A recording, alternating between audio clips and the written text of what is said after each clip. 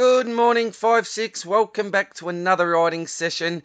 It is 9:39 on a Tuesday morning. This is take 4 or 5 for this video. I did have it ready to go last week at some stage. I did try to upload it today, and as you can see, I think my internet is playing games with me. So I will do my best to upload this new video and get it out hopefully before lunchtime if I can. But I think it will just be a matter of when my internet wants to start behaving itself. But for today's session, we are completing our body 1 paragraph. And this is where we're really going to build up our scene and plant the seed as we are leading into the main event in our next paragraph. So what do we need to do for this paragraph? We need to actually introduce the house, as I said, and try to describe this house in great detail.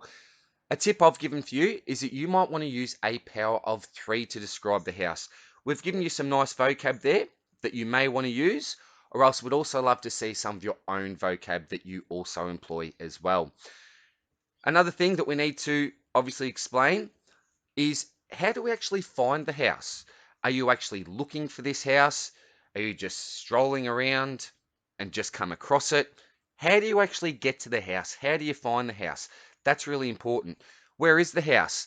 Are you still in your same setting that you're in for your introduction? I know that some people starting off at school, as I did, and then going into the forest. So you'll need to make sure that you describe the setting if that's changed in any way. Really important to also describe your feelings and the mood of the house.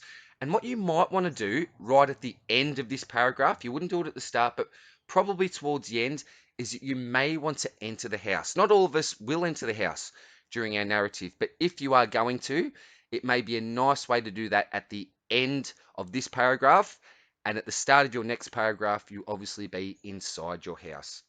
We do have some sentence starters there. We've got some sounds that you might want to hear if you want to put some onomatopoeia in there as well. And we've also got some vocab about how you would describe the mood of this place. Remember, that's not how you're feeling, that's the mood of the place. Okay. Do I need to explain anything else there? No, not really. Just the other thing that I will quickly mention, a lot of people yesterday went straight in to describing the house. Okay, that's why it's really important to listen carefully for the videos, read through my class example that I give you, and plan ahead effectively. Because if you had have looked at the instructions here, the first instructions in the body 1 paragraph, here is when you introduce the house.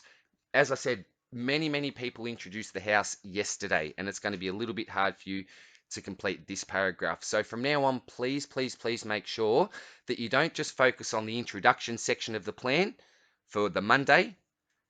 Go through the whole plan. You should be planning this whole story on the Monday. And if you're planning effectively, then you should have noticed things like, here is when you introduce the house. If you've already introduced the house now, that's okay. Remember, it is the first narrative that we've done in a very long time, so we will make mistakes here and there, but the expectation would be next time we do our new narrative, please look at those instructions really carefully. So I will go down to the class story now. As always, what you need to do is always read back from the start of your introduction. That's really important. I won't do that today because I know that we are late with this video, so I'll quickly read it out, explain some of the important elements that I've got, then I'll finish up so you can make a start with your writing. Prickles are piercing my legs and creepy sounds begin to fill my ears. It feels like gleaming sets of eyes are glaring at me. My feet start to move faster as panic sets in. Without warning, a gnarly branch comes out of nowhere and hits me for a home run. I flip off my bike and tumble down the bumpy path like a rag doll. After the stars disappeared, I managed to get back onto my feet. Dazed, I looked around at my surroundings. Then I see it. Old, abandoned, and untouched. I was transfixed by its ominous appearance. What secrets could lay inside its ancient walls? My curiosity grew, and I couldn't deny it any longer, as a mysterious house beckoned me to come in. So, as you can see, I've described how I found the house. Obviously, I've come off my bike. I was obviously almost knocked out, seeing stars, stumbling around, and then I see this house out of the corner of my eye. I've then described that house using a power of 3. Old, abandoned, and untouched. Okay. How was I feeling? Well, I was transfixed by its ominous appearance. If you're transfixed on something, you just can't take your eyes off it. Okay. What secrets could lay inside its ancient walls? A rhetorical question. My curiosity grew, and I couldn't deny it any longer as the mysterious house beckoned me to come in. So I've just used some personification.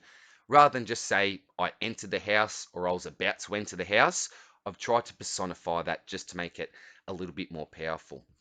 So if I go back up to the plan and the expectations for this, I obviously introduced the house here.